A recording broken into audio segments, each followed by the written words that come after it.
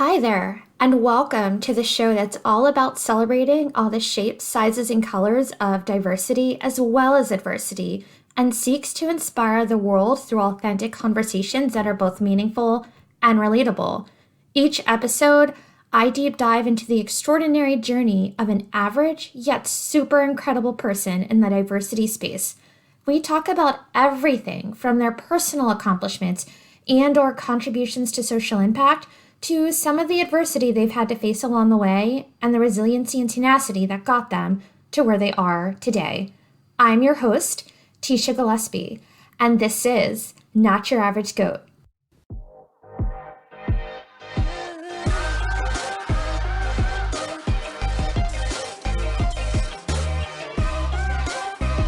I am so excited to welcome this week's guest, Sonia Zamborsky. Not only is she just an awesome human, but her journey is very remarkable. We talk about what it was like for her to quote unquote become queer and identify as polyamorous, and her experience coming out in both professional and personal settings. We also dive into her incredible mission-based work throughout her career, including a lot of work in the DEIJ, or Diversity, Equity, Inclusion, and Justice space, and really bring that justice piece to life when we discuss how she helped save an African American cemetery back in 2020 when the BLM riots were taking shape. We also talk about what DEIJ means in the digital world and how that comes to play when talking about digital products and experiences. I can't wait for you to hear her story, so let's get started. Sonia, thank you so much for joining me. I am so very excited to sit down and talk to you. I think your journey is so extraordinary, and I can't wait to just dive in and learn more about the things I actually don't know about too.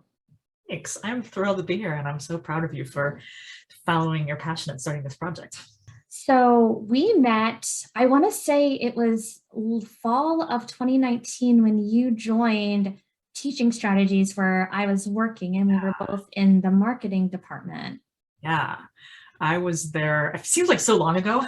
It was just like 2019, and I was on a 6-month, I think, contract gig, doing some project management and working on producing a bunch of children's books, which was a really interesting and hectic project. Yeah, that sounds very hectic. How did you actually get into doing that? So I have a background in project management, and I like to joke that I'm the oldest of 4 kids, so I was born to be a project manager and herd the cats. And I think my siblings might agree with that characterization. And so I have been doing project management in various ways, shapes, and forms throughout my career. And I had actually just left a long stint at Marriott earlier in 2019 and was kind of looking for some project work to kind of keep things going, and found out about Teaching Strategies through, I think, an agency. And I chatted with 2 of the folks in the marketing team. You know, it's just sort of a casual conversation, and we really hit it off. And they're like, yes, you need to come and work with us. You know a little bit about translation because these books were being produced in Spanish and English. I have a little bit of a graphic design background, so that I understand how to manage creatives, even though I'm not doing that work. And it just seemed like a really good fit. And also sort of culturally just seemed like a great team. And so I was only there for about 6 months total, but it felt like a really fun place to land. And I was glad to be there. I'm glad you came too, because I'm very glad we had the opportunity to cross paths, even for only 6 months.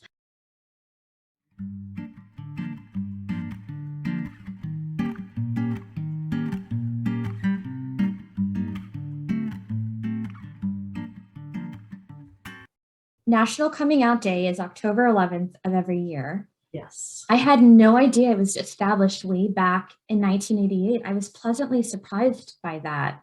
Yeah.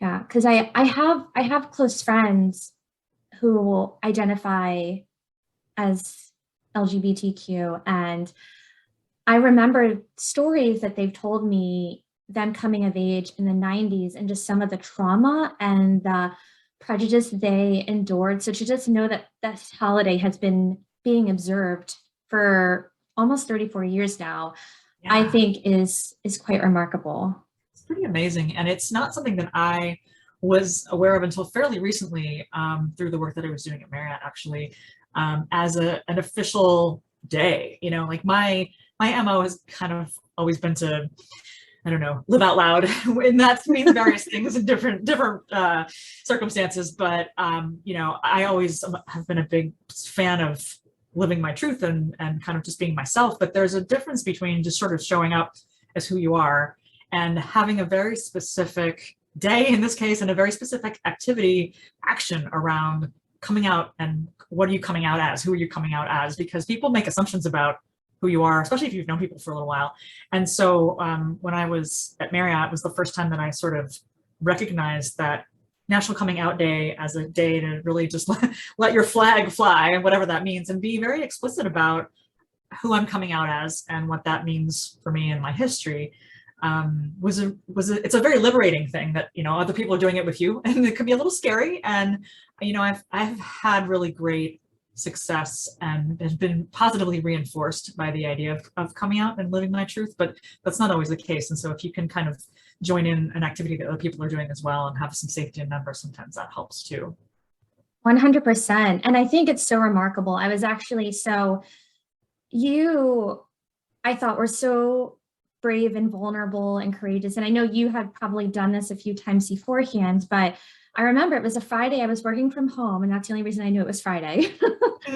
But you sent this very kind, just very open and vulnerable message to our marketing team on Slack and said, basically like, hey, it's National Coming Out Day. And in celebration of that, I would like to share with all of you that I identify as a poly femme and I'm queer.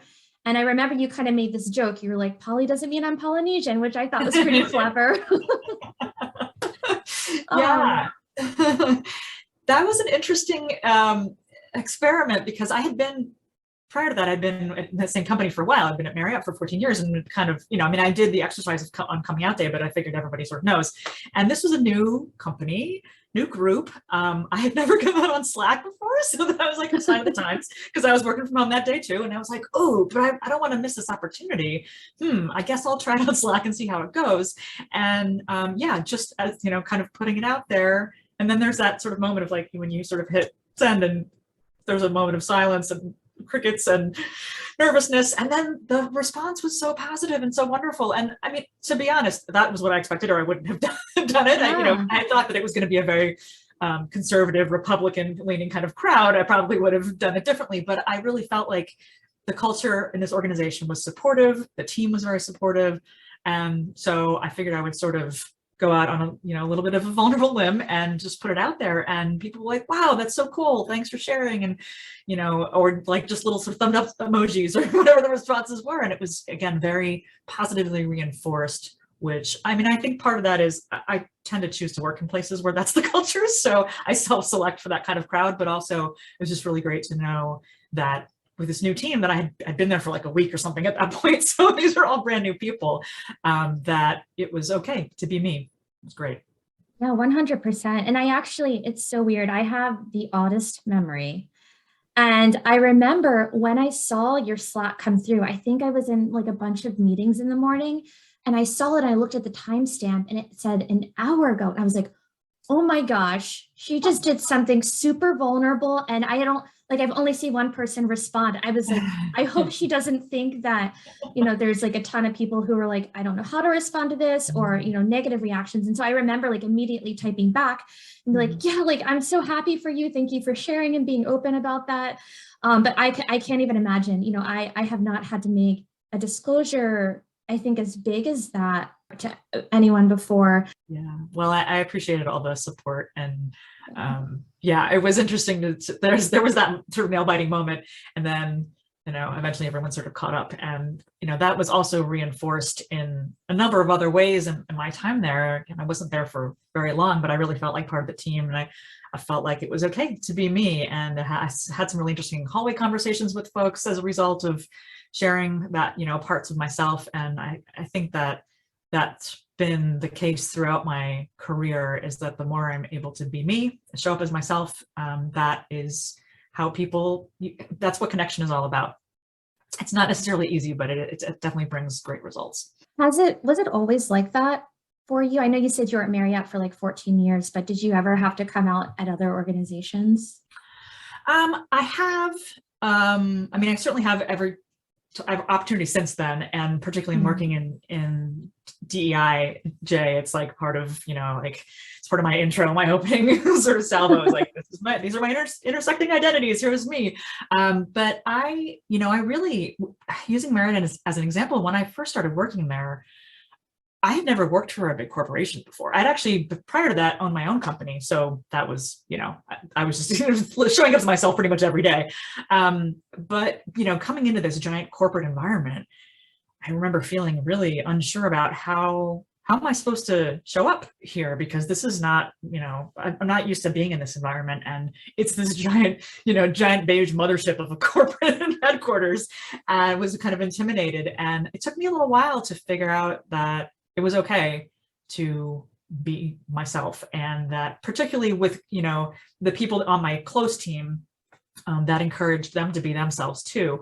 But it did take a little bit of, there's this sort of notion of like, well, if you're in the workplace, you have to sort of put on your corporate armor and your war paint and kind of go into battle and be really, very hard-edged. And that's a real old school way of thinking about things. Unfortunately, that is changing. Every company has its own culture, but I think that people like Brene Brown talking about vulnerability and about really being yourself, being your best self, has helped to shape the zeitgeist a little bit. And there's more acknowledgement that those soft skills and that, empathy and listening and vulnerability are actually really important to highly functional teams. So I think that that's changed over the years, as well as just I've sort of gotten used to it and got more comfortable with it, but it definitely was pretty scary at first. And, and particularly as somebody who's new to a very new to the company, new to the industry, it was a hard decision to make at first to kind of strike that balance.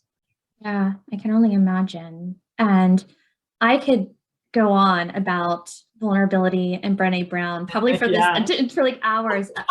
Her book, Dare to Lead, is in my top 3 coaching books that I absolutely love. And I think it is very important when you mention about, I think the interesting thing for me about soft skills is that I honestly believe that a lot of soft skills are actually hard skills. Yeah. And you talk about empathy and vulnerability. And I think that for me, one of the skills that get defined as soft is compassion. But I think to be able to lead compassionately, to just be a compassionate person, it requires you to do some of the hardest things, like putting yourself in vulnerable situations, having difficult conversations. In the workplace, it sometimes involves having to let someone go, and that has to be done with compassion. And so, again, something I could probably go on for hours and just talk about. Yeah, that's one of my favorite topics too. And I heart Brene Brown big time. Yes, I do. Yeah, totally agree.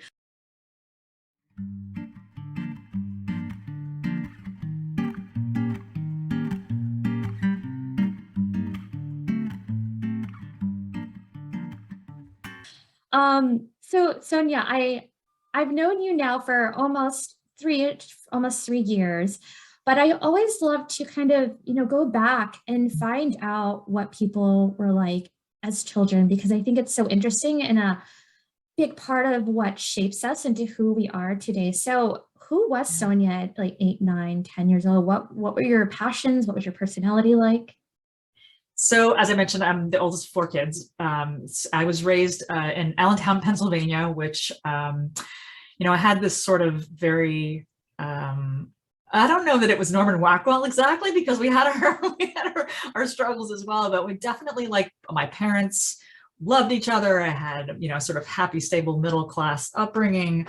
I was actually really, really quiet and shy as a kid. And I am a natural introvert. People don't believe me when I tell them that, because I've sort of learned to, turn on the extrovert when I need to, but my natural state is to be quiet and sort of observing from the corner. And that's definitely how I was as a kid. But I think I sort of developed, in addition to the project management skills, it was very much often a caretaker, whether that was literally babysitting my siblings, or I babysat other kids when I got to be the age, managing the situation, managing others. And so that was something that was instilled in me at a pretty early age, being independent, but also being some sort of caretaker and kind of keeping an eye on the situation and making sure everyone's happy. And you know, like in high school, I went to a very diverse high school, a really big high school, lots of different groups of kids.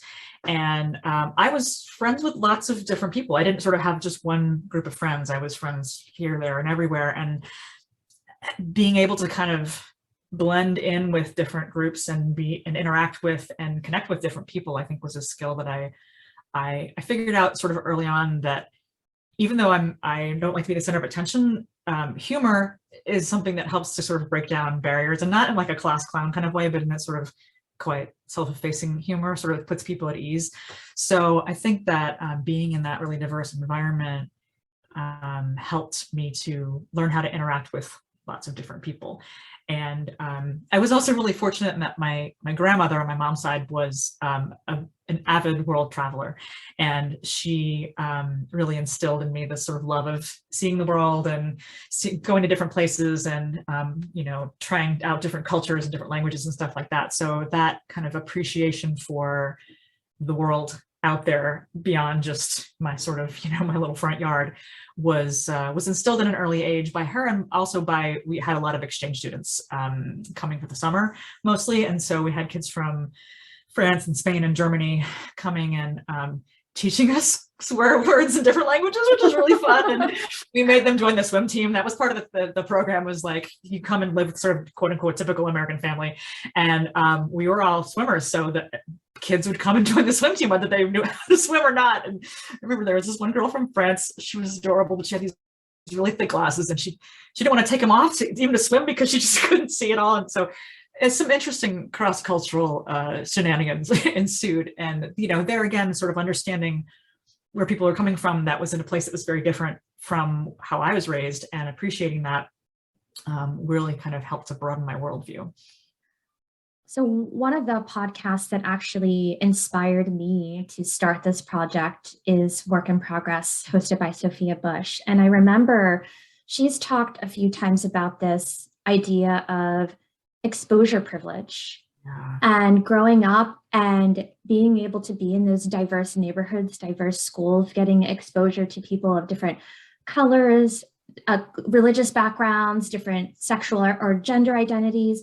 It's really a privilege, because you do grow up and you see differences, but at the same time you don't see differences, and you don't develop those biases where people who are just in white neighborhoods or just in Black neighborhoods or just in Hispanic, Asian, whatever type of neighborhood, and you're only around those people, everyone else, like their differences, I guess, are louder and bigger to you, and you start to develop those biases, and you start to feed into different stereotypes and generalizations. And so that's so incredible that you were able to have that experience as a child. And I can 100% relate with you. I don't know if I've ever shared this, but I am the oldest of 7. Oh, wow.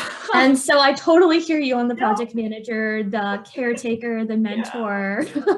Yeah. It's awesome. Yeah. And I'm also very introverted too, which I think some people also don't always believe me when I tell them. And it's usually the people who are very close to me, because I can be very shy and quiet, but once I am very comfortable with someone, I can also be quite loud and very talkative too. And if you get me on like marketing or wine or football, then I just like wind me up, and that's it. Well, that's something that I learned early on, that, and particularly as an entrepreneur, like opportunities are not going to, unless you're super lucky, they're not going to just sort of drop in your lap. You need to go out there. You need to put yourself out there.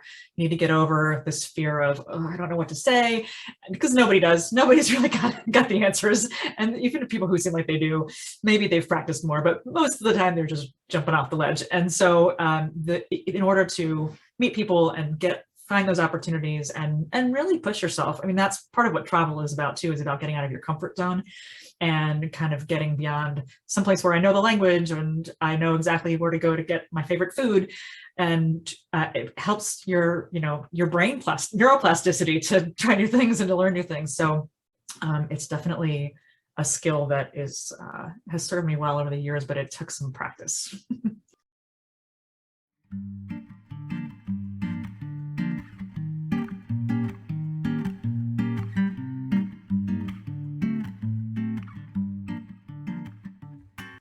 Now, how old were you when you actually started to become aware of your queer identity? Were you still a teenager or younger, or when did that happen? So that's an interesting question because I feel like I've sort of always had a nonconformist streak of some Yeah. sort, and um, I always sort of question like why do we do things this way, and particularly around gender nonconformity. Like why do girls have to wear pink and things like that. Yeah. But I didn't have a lot of sexual experience in high school. Again, partly because I was shy and partly because I think I didn't really have all the language and the self-awareness to sort of understand what it was that I was looking for.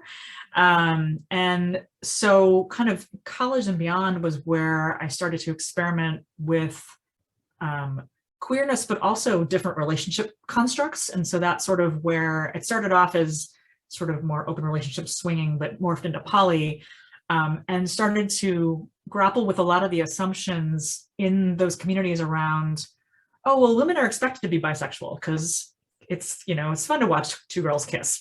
That's part of our sort of, cultural zeitgeist in general.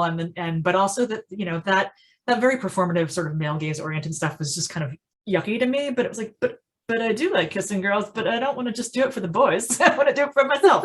So what is that, what label do then I put on myself? And I resisted labels for a long time because that sort of bi-curious, it just seems like too cutesy. And I'm like, no, I'm not curious. I know this is what I want, but I also don't want to put myself in that performative space. So really kind of deciding and I actually used the term omnisexual for a long time, even before adopting bisexual and pansexual label, just because it's like, well, I kind of want to try a bunch of different things and I'm not really sure what it is. Where do I fit into this? And I'm not gay. Specifically, I'm not lesbian, right? Because that's a very narrow definition, but I'm not sure what the other options are. So I didn't really come out as queer for a long time because I was trying to figure out what my queerness meant to me. And particularly in the context of having a long-term partner, or sometimes refer to him as my primary partner or nesting partner, is a dude. And so, people sort of see the two of us together and make assumptions that we're a heteronormative couple. And fighting against that also is part of the fighting against bi erasure. So sort of that becomes like a political effort of like, yes, but just because I show up this way doesn't mean that you don't make those assumptions about me. I'm actually, here's how I identify. So it was a very complicated sort of process of coming out. And I don't think I didn't like start to put words around it and feel comfortable calling myself queer until probably like in my 30s. So it was a very long and winding road. I mean, I was engaging in activities with same-sex and opposite-sex partners for a while there, before I even came out. But just in terms of trying to decide what label I was comfortable with took me a really long time. I really appreciate your openness and patience and just willingness to share more about that. Especially, I think like you helped me understand some of the terms that are, the correct terms to use. And I can only imagine you went through that and, trying to figure out like, what do I actually call myself? Yeah. And I can imagine you probably field a lot of questions from people whenever you do disclose what you are, because it's still, I think there's a lot of ambiguity around what does polyamorous mean? What does queer actually mean? Yeah, I love language. I'm a communications person at heart. Yeah. And so I like a language geek, level of like, ooh, what's the new term? And people get frustrated. Well, it used to be this and now it's that. Like, no, I love the fact that I have all these different words that I can use and, to describe how I'm identifying in the moment or in the broad spectrum or in this context, or sometimes depending on what I think people can handle hearing. Because there's, you get to sort of know your audience.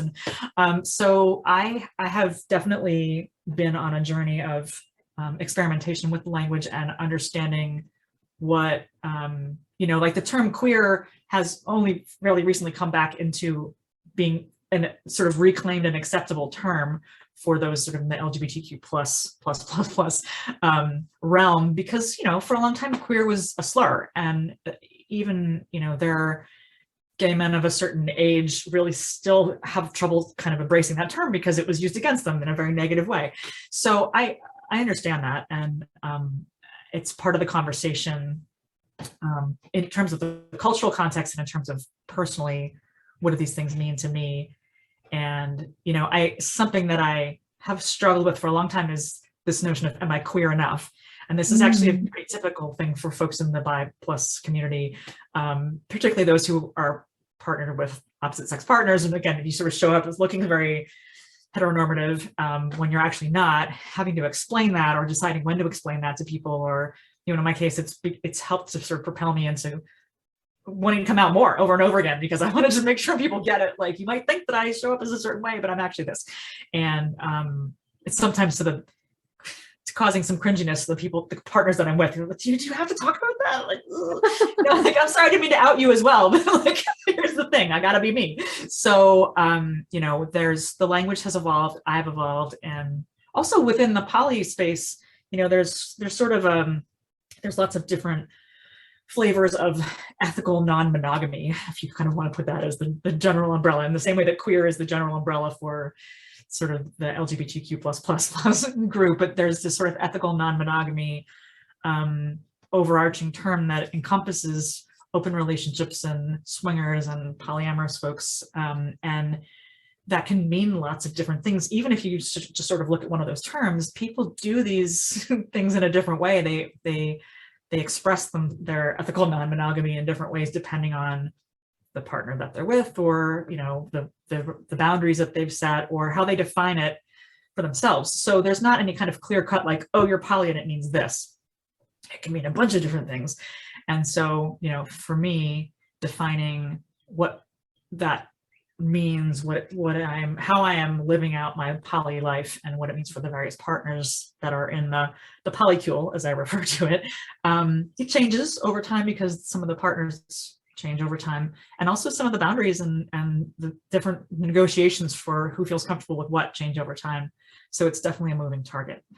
I think that's very insightful and very helpful for a lot of people who may not have someone who identifies as poly or queer in their life and just really wants to understand more.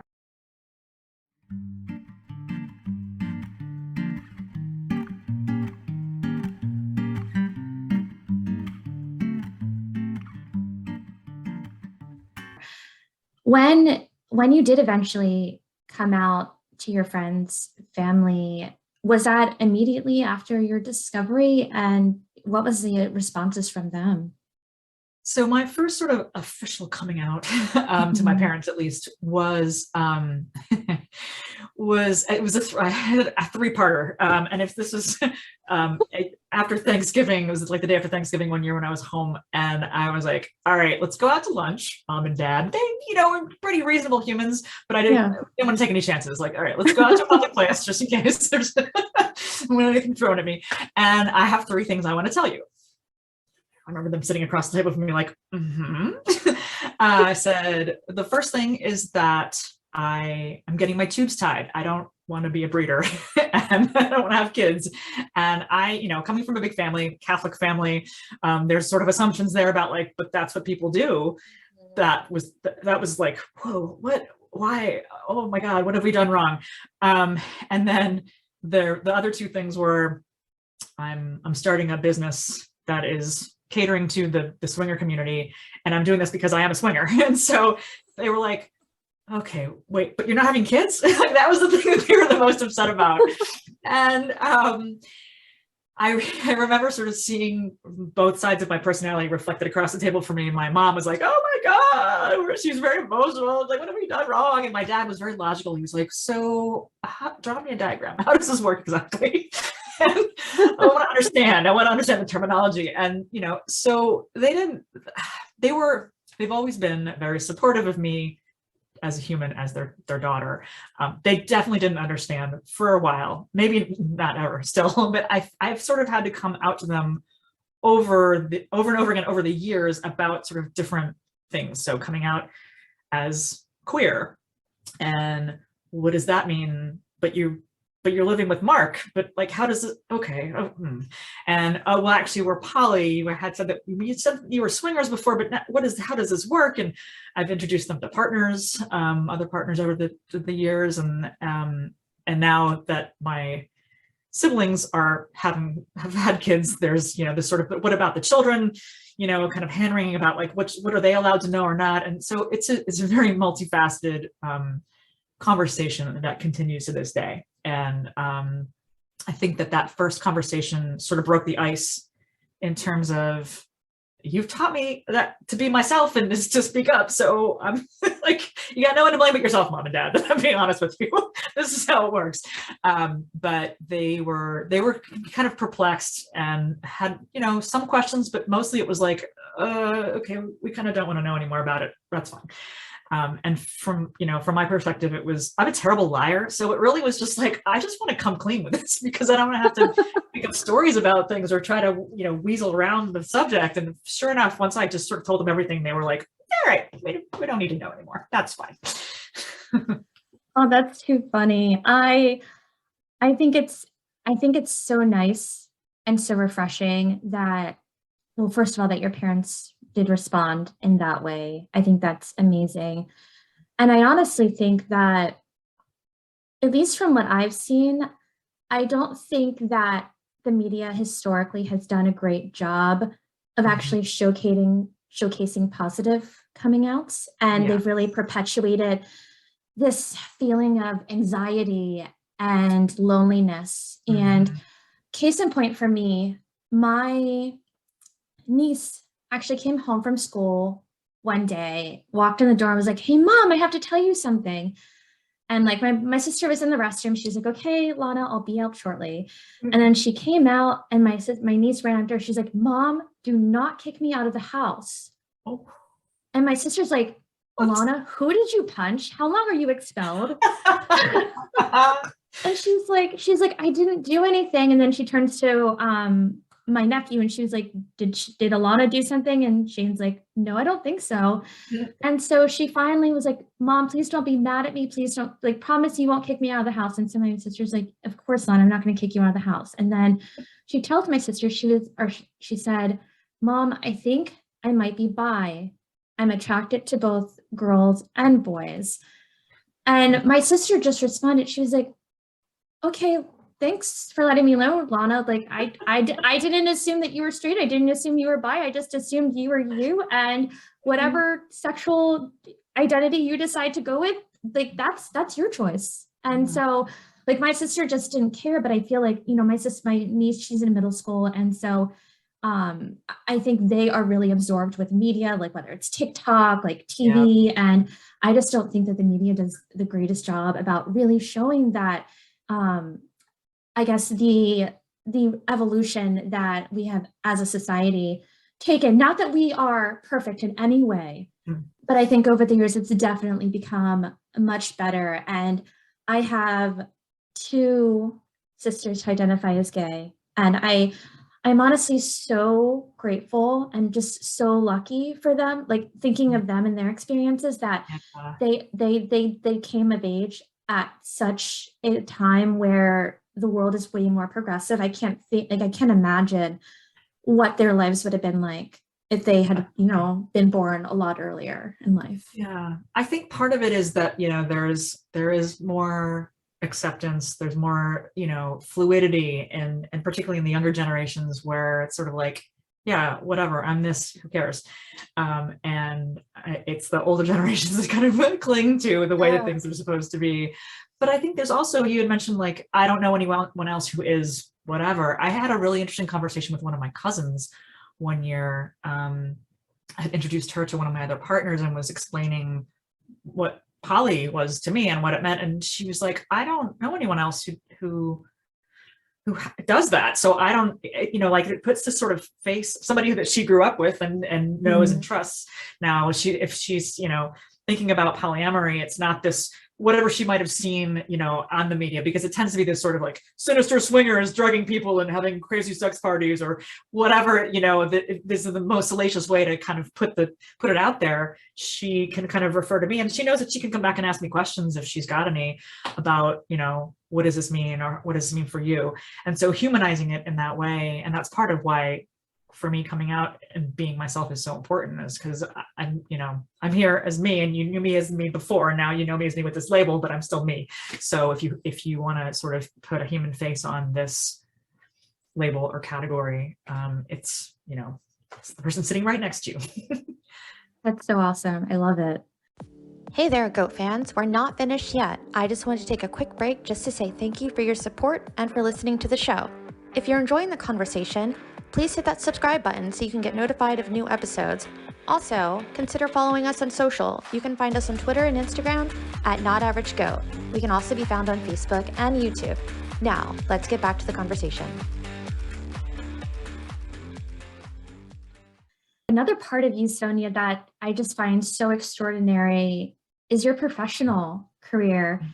You spent so much time, like your entire career has really been focused on mission and working for mission-based organizations and just incorporating that into your work, from infusing DEIJ into digital experiences and products, from working with senior stakeholders to help create sustainable cultures, promoting equity and inclusion in the workspace, and even doing social impact volunteering. What really has driven your passion for those things, and how did you actually get into the mission-based space? So I think I have always sort of had that nugget of do-goodery-ness in me, and have always been interested in volunteering, and I've always been interested in how can we make the world a better place in a variety of ways. And I've always been attracted to workplaces where there's a very strong culture, and that's, you know, encouraged, that sort of bring your best self to work. And people talk about, you bring your whole self to work. You need to bring your whole self. Some of yourself can stay home, but bring your best self to work. And that means, you know, sort of understanding what drives you and what, you know, makes you the best member of a team. And I think that that global perspective definitely helps with, you know, perspective in terms of the world is a huge place and we've only seen a small part of it, but also empathy and context for what other people are going through. And so that the travel aspect has helped that a lot. And I think that in terms of the getting into sort of more advocacy and DEIJ specifically, it's interesting. I was thinking about all the cross-cultural work that I did for years without sort of thinking how it led into DEI specifically, but again, thinking about working with a very diverse team, literally from around the globe, and navigating each person's tendencies for example, speaking up versus having silence in between sentences and pausing to think, that's a very specific cultural thing, that if you've got a bunch of different people from a bunch of different, you've got, you know, so this is a bit of a stereotype, but like this, folks from Latin America talk very quickly, and Asians tend to want to have a pause and then speak. And if you've got all those folks mixed together, it can be really tricky to negotiate and make sure that everyone's voice is being heard. And so that was some very visceral examples of making sure that everyone feels included in the conversation. And that sort of morphed into a focus on DEIJ through the joining One Marriott, which is their associate network, LGBTQ associate network. And it was really funny. I went to, first of all, this group is like the best kept secret in the company because of the rules with the organization, they weren't allowed to advertise. And so I heard about it through a friend, and went to the big One Marriott Gala, which is a big annual event. It was the Mayflower Hotel, very schmancy, black tie. I was like, wow, these cats they're up to something. This is great. And I remember sitting in the audience and watching the leadership council up on stage, and they were, with one exception, all gay white men. And I was like, well, I'm white. I'm a white lady, so I can't do anything about that part, but I definitely can bring a different perspective in a number of other ways to this group. And I remember thinking, wow, you know, this was in 2016, and that was the year that the Pulse massacre had happened in June, and a bunch of people in the DC area actually had gotten together to talk about, wow, as members of the bi community, we don't feel included in expressing our grief and being a part of this like collective mourning for these victims, because there's all this biphobia and bi erasure, and even within our own community, and we're the B, we're in LGBTQ, there's the B is in there, but we still sort of get erased. There's a lot of phobia about bisexuality being, oh, you know, you're just, it means that you're on the way to, you're on the road to Gaysville, you're stopping off, or that you know, you're just doing this because it's fun and convenient or whatever. There's all these crazy misconceptions about bisexuality, and it shows up within queer spaces. We were sort of, a lot of us were sort of feeling it hard that year. And so this gala was at the end of that year, and I was like, wow, this is, there's maybe an opportunity to actually really do something about this feeling of exclusion. And the next day, there was an email announcing open council positions, and there was one for communications director. And it was like, well, that's me. Okay, I can do this. I can run for office and win. And I did. And I remember having a meeting with some folks on the council afterwards, and just the joke is like, those gay boys didn't know what hit them. They came in like, oh, like literally waving the bi flag. Like, here's the thing. We need to talk about bi erasure. We need to talk about pronouns, and we need to talk about non-binary stuff. And they were like, what? Okay, cool. So taking the opportunity to really be a thought leader, even within that community, that it was a little bit of it was a little bit edgy, I think, for a little bit uncomfortable, for where they sort of had this social club where everybody was provided a great place for people to be themselves and be supportive of each other. But I was really very much more interested in the advocacy piece of it. And so stretching them a little bit, pushing a little bit, and really had the opportunity to learn more about thought leadership, and then turning that into DEI as like a career. I remember going to the Out and Equal conference, which is a great, fantastic organization that promotes LGBTQ equality in the workplace, and companies, huge companies, send folks to this conference from Microsoft and Apple and Marriott, and thousands of people come to this conference, and there's all kinds of workshops and networking, and that was sort of my first exposure to like, wow, people do this DEI thing as like their job. The joke was like, I took my gay job and turned it into my day job, because a lot of people came at it as a sort of a volunteer, and then, you know, it became a career choice. And so that really was news to me in terms of the opportunities that are out there to use the skills that I have in terms of, you know, project management and communications and all that good stuff, but take the passion and the advocacy and really work towards making the workplace more inclusive, more equitable for everyone. I was really super excited by that. So that was sort of where the pivot happened in terms of the DEIJ work, was recognizing that I could make my gay job my day job. That's so incredible. I love that journey that you took to get where you are today. And I think it was a long time coming for DEI to actually be a job, and for companies to actually start hiring chief diversity officers, or whatever the title is, because it's not something that, unfortunately, it's not something that a lot of companies or people just automatically think of and do. And I think it's good that there's, like, in a way, someone kind of looking out for everyone at the organization, and to really hold that, and to educate people on being vulnerable, about how to be more non-biased. And so that's great.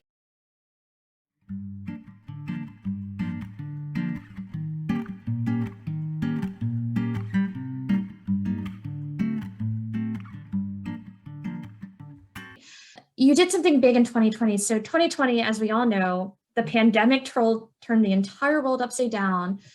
But there was also a just as equal, if not bigger, moment in 2020 that kind of shook the world too, and that's the murder of George Floyd.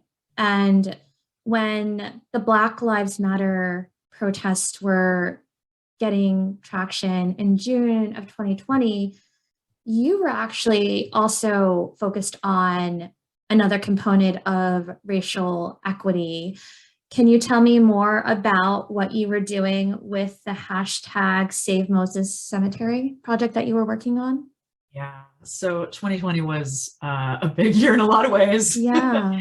And I had actually the opportunity to take a course in de-escalation, which I highly recommend.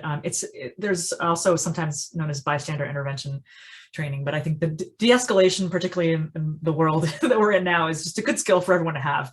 And through that training, I learned about and got kind of connected to the protest sort of network in DC, and which then became huge. Like there were protests everywhere, all over the place in that summer. And I got involved kind of coming in as what they call a care bearer, which is people who bring like water and make sure people are having snacks and provide a safe space if someone needs to just have a quiet moment.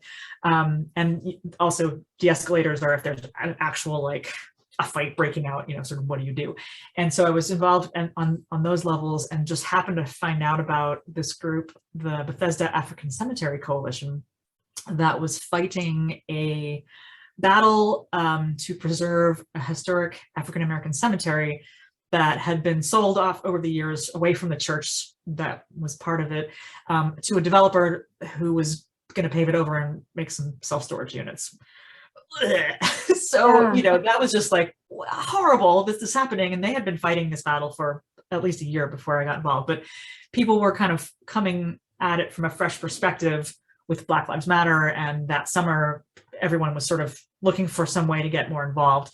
And the interesting thing was that there were the church ladies who were like African-American women of a certain age who had been sort of involved in this effort for a little while, combined with there were two high schools that were nearby the site, and the kids from the high school were like, wait, this is happening in our backyard. We must protest. And, sort of got their little Gen Z butts in gear and came out and got all fired up. And so it was this really interesting multi-generational coalition of folks fighting the good fight, getting out and protesting, but also doing a lot of social media, press work. And so I came in, with the case of water and kind of helping with on the street stuff. And I did some interesting de-escalation and police liaison work that was very, very interesting to be involved with and very humbling, but also kind of help them organizationally to work on their social media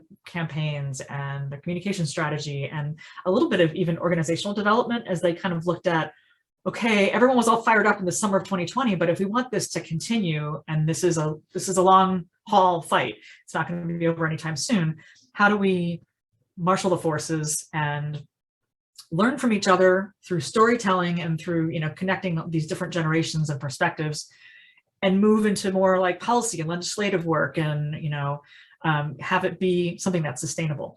So it was a fantastic opportunity. Again, very humbling, I feel very privileged that I was able to be doing some like very tactical local Black Lives Matter work, that I was invited to be a part of this as a white ally, learning about how to center other people's voices. It's not about me. It's about these folks who, there was Brother Harvey who grew up in the neighborhood and used to play, stickball, across the street. Now he's watching his ancestors' bones being dug up to like have this horrible cement structure being built. So, making sure that his voice is being heard, that Sister Marcia, who has, this is all fired up and is got lots of passion, maybe not the most organized person. Let's help her kind of get places on time and make sure that things are spell checked and stuff like that. But I can do that behind the scenes, and so that I'm supporting and helping, but I'm not necessarily on the front lines. Although in some cases I was, and there were some interesting things that happened with the cops in the area, and there was a very racist white supremacist dude who came in and tried to stir up trouble at one point. And so there were some really dicey moments that were physically challenging, but also it was really an interesting challenge to kind of sustain that momentum and be involved. So I feel very fortunate that I was able to do that. And it was a really great way for me to get out of the house. It was like, what I did in my summer COVID-cation was get out and protest and safely with a mask and lots of hand sanitizer. But it was a good way to kind of let off some steam and get out and interact with people who also felt very passionately about this subject matter. And I've made some great friends that I stay in touch with and see regularly. So it was a real gift and very interesting moment in time to be a part of.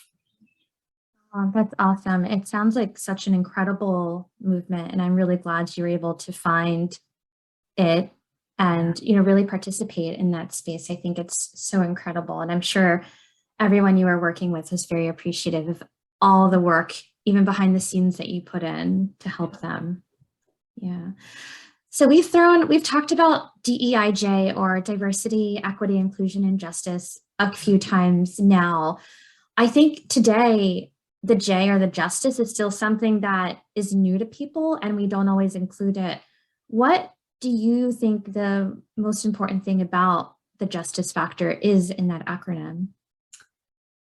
Yeah, it's so interesting because like DEIJ and the various versions of that acronym sort of get tossed around. If you rearrange DEIJ, you can make Jedi, and I've seen IDEA as one version. And, so it's like, what are people talking about? So like at a very fundamental levels, diversity, right? The differences and similarities among us. Equity is really about making sure that people get the resources they need to succeed. And inclusion is sort of having people feel welcomed and be a part of a team and be able to perform as their best selves.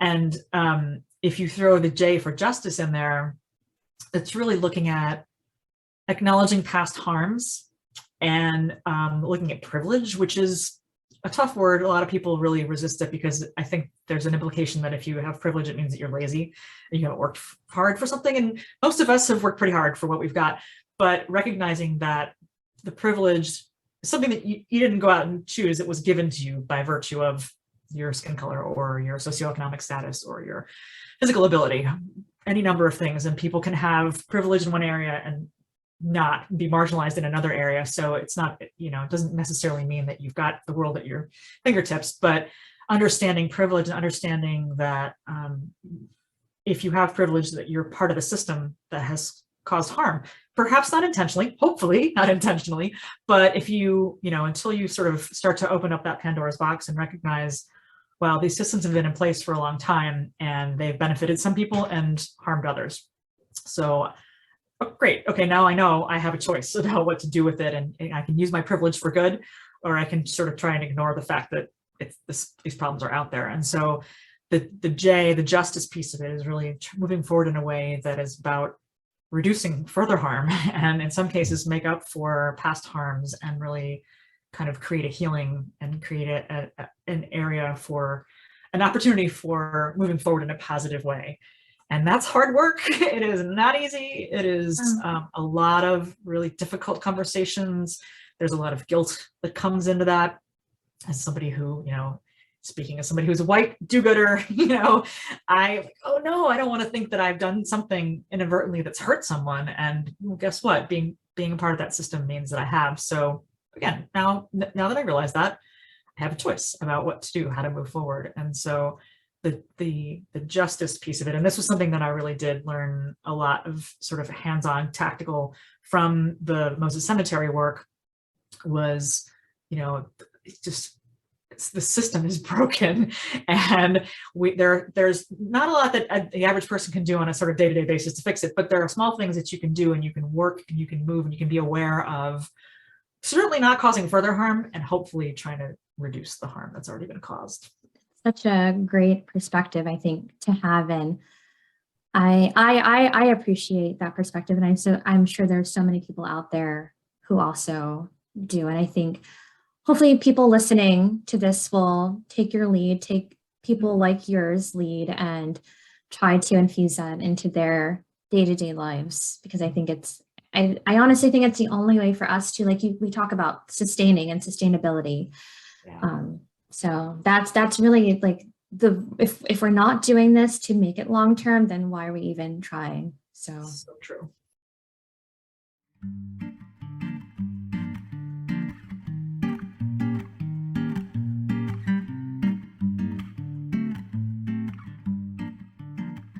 I think So the other thing with DEIJ is I think that there's a misconception or just a misunderstanding that really the only thing it applies to is changing organizational cultures and employee experiences, which I think that is very, very important.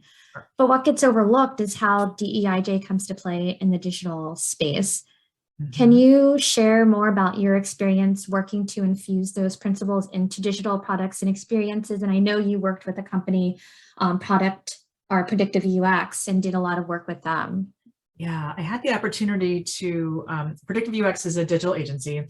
They generate websites and mobile apps, and they do user experience UX work in a variety of fields. And I had the opportunity to work with them last year and examining their clients' digital products and like, how inclusive is your mobile app? And what does that mean? And it was a really interesting project because UX, user experience, is about thinking about the end user, and there's a fair amount of empathy that's involved in that. And design thinking is a lot about, understanding where people are coming from and making things easier for them to complete whatever the task is. But thinking about it with the DEIJ lens specifically, and really looking at measuring, what does that mean? What does it mean if you to make your mobile app more inclusive? Some of it was more subjective and some of it's more objective. We came up with I think it was like a 100-point scale to evaluate things like, all right, so you've got 10 pictures and they're all of white people. Okay, we can do some more work there. And not like you have to picture every possible permutation of human, but maybe think about who your users are and your potential users, and have a more inclusive representation visually. Looking at things like filling out forms, and do you have an option for, is it a very gender binary kind of Mr., Ms., whatever, man, woman, kind of options, or do you have the ability for non-binary folks to fill in their pronouns, or their, have opportunity to go beyond the binary? Looking at neurodiversity and how people consume information and process information, and making it easier for those who maybe have ADHD and you want to have shorter, bits of content so that it's scannable.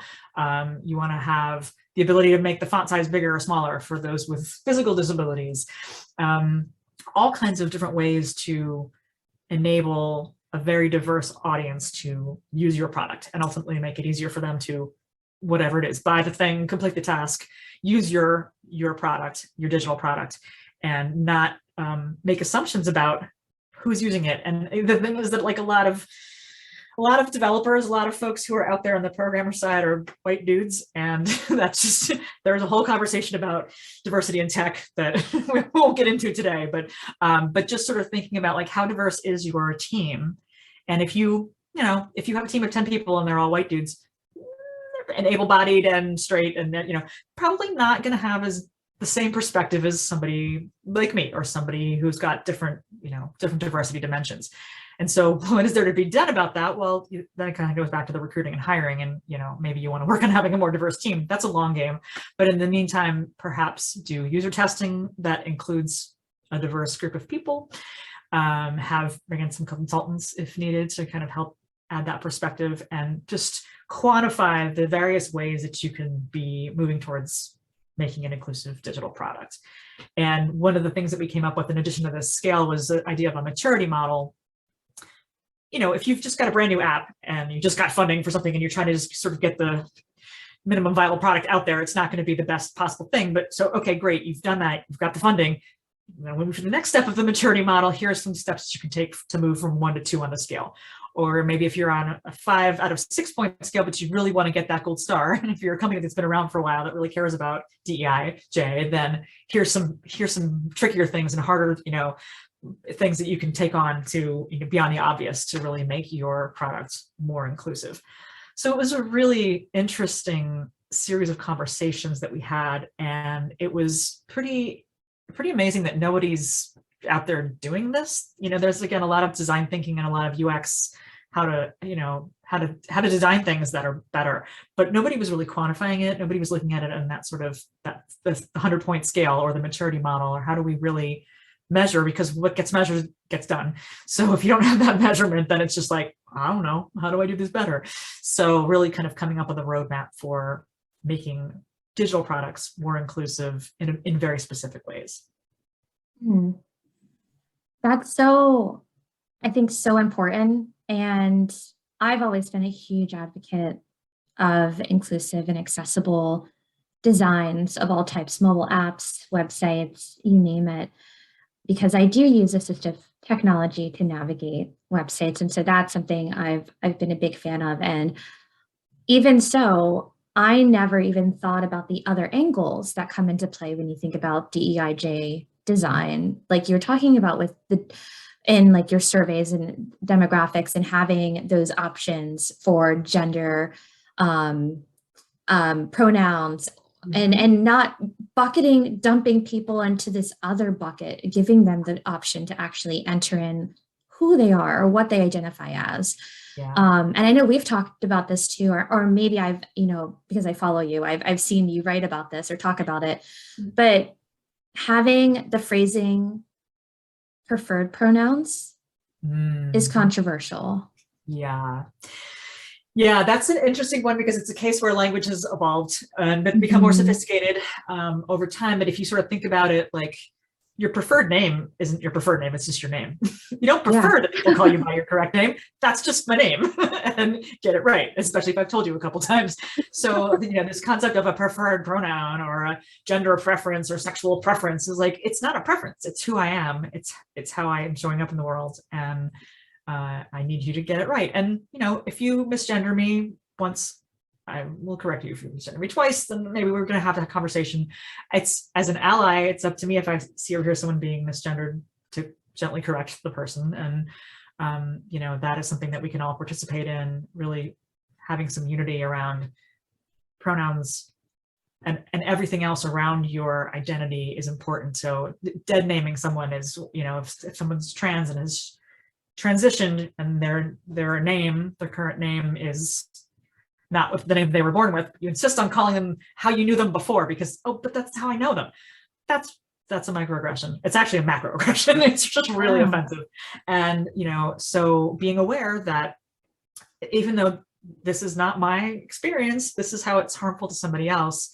I think that's really the cornerstone. And, as you mentioned, we also have our perspectives about, I get assistive technologies, or I get, I have a sister who's gay, so I understand sort of that. But it's this whole other world about ways that you can be more inclusive. And it's not like I've reached the end and I get it all right and I get a gold star. It's a continuous process of learning and opening up, your empathy, and being willing to be corrected and be willing to do better. Really, that's just, we are all going to make mistakes. And if you approach it from a place of curiosity and wanting to do better, then it's not a problem for someone to correct you. It's like, oh, thank you for telling me that. We'll do better next time. And even if you make the mistake twice, but you're like, I'm really sorry, I'm going to do better next time, and then make that effort, rather than centering yourself and saying, but I'm confused. I don't understand they, them pronouns. Singular they, them doesn't make sense to me grammatically. No, that's not the right way to proceed. And, so yeah, again, it's sort of humbling, and not about being right, but about just trying to do better. Yeah.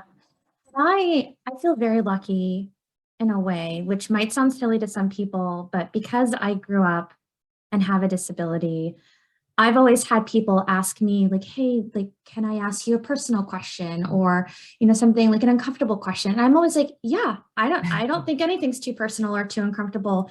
Right. And so I feel very lucky in that I've also approached many things in the same way. I just ask questions.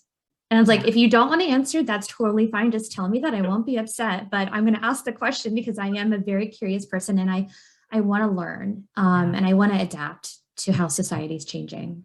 So that's the sweet spot. I mean, I always say I'm an open book. I will answer any of your questions you may not want to know necessarily. And if you get me off on a tangent, we might want to just, all right, it's time for you to shut up. But I'll happily answer questions and talk through things with you. And, you know, if there's something that you're confused about, I'm happy to, as long as you're coming at it from a place of genuine engaged curiosity, then we can have a conversation, and I don't need you to get it right every single time. And I think what becomes tricky is the more you know, and the more you sort of learn some of the terminology, and not making people wrong if they don't get it.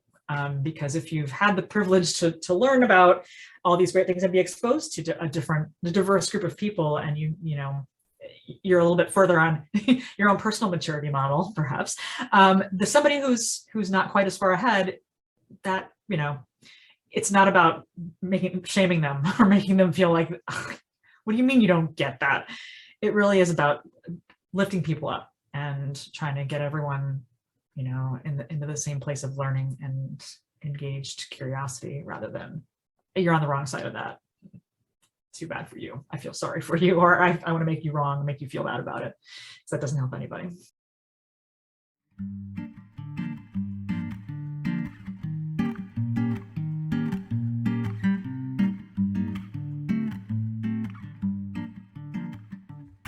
Sonia, a question I love to ask everyone, because everyone I'm bringing on this show, I think, is an inspiration to many people, including myself. And so I always want to know who or what in your life has been your biggest inspiration and why? This is such a tough question to answer, because I feel like everyone I come in contact with has had some influence or something inspiring. Maybe not every single person, but so many people in my life have really made a difference. And I think that, you know, I need to kind of go old school and say that my mom was someone who always spoke her mind, always stood up for what she thought was right.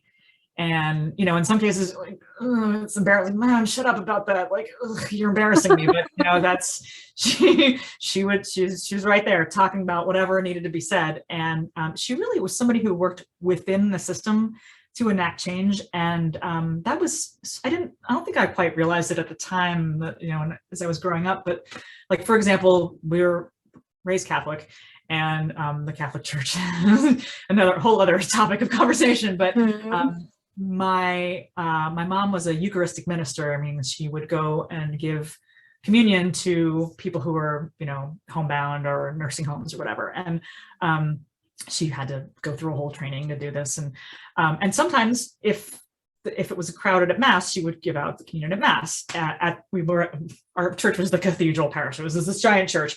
And she noticed that people would switch lines if they would see her, and it's like, she's not a priest, she's a lady. She's like, that's wrong. And, you know, that was something that she consistently worked on breaking down over time. Did she change the Catholic Church? No, but she did her own little world, and with her own little ability to sort of stand up for what she thought was right. So really kind of work within the system to enact change. And that I continue to find that inspiring. She died very suddenly in 2006. And that was obviously just very earth-shattering for the family, but it also really taught me, you know, when your time is up, it's up. This is it. So she was shopping in a jewelry store, and a guy lost control of his car and came crashing through the window. So it's like, there was nothing that she could have done differently to have a different outcome there, other than maybe not going to that jewelry store. But like, you know, her number was up, and that was it. And so that really taught me very viscerally to live life to the fullest, because you just never know what the day is going to hold. So between that, you know, sort of speaking your mind to enact change and go for it, live life to the fullest, I credit my mom. I love that. That's so sweet and so honorable. So Sonia, how can people engage you? Where can they find you if they want to hire you for DEIJ consulting, you know, read your amazing articles that you have published? I'm all over social media. The best way to find me is usually through LinkedIn. I try to stay active there. I have, you know, Twitter and Instagram accounts that are tagged to an old travel blog called Pulpology. So you can find me as Pulpologist in those places, but you can find me as Sonia Zamborsky on LinkedIn. One of the other projects that I wanted to plug and mention is Sustainability Matters, which is a Virginia-based nonprofit that is about conservation education and about helping sort of everyday folks help the planet. And so sustainabilitymatters.earth is that website, and you can find them throughout social media as well. But there's lots of great tips and webinars and some in-person stuff if you happen to be in Virginia to work on your conservation practices. Awesome. And I'll definitely post links to all of this in the show notes when this episode airs. So thank you. Thank you, Sonia. This has been so amazing. I am so grateful you agreed to do the show with me, and I hope that everyone else who is listening feels the same. I hope so too. It's always fun talking about this stuff, and it's always fun chatting with you. So I hope we're able to inform and inspire. I had a great time. Yes, me too. All right. Thank you.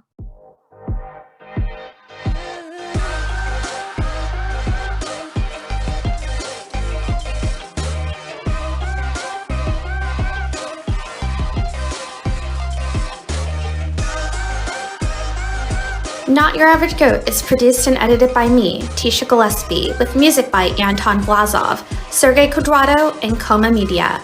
All content is copyrighted and should not be recreated, reproduced, or reused without explicit consent. Please visit notyouraveragegoat.org/contact for questions.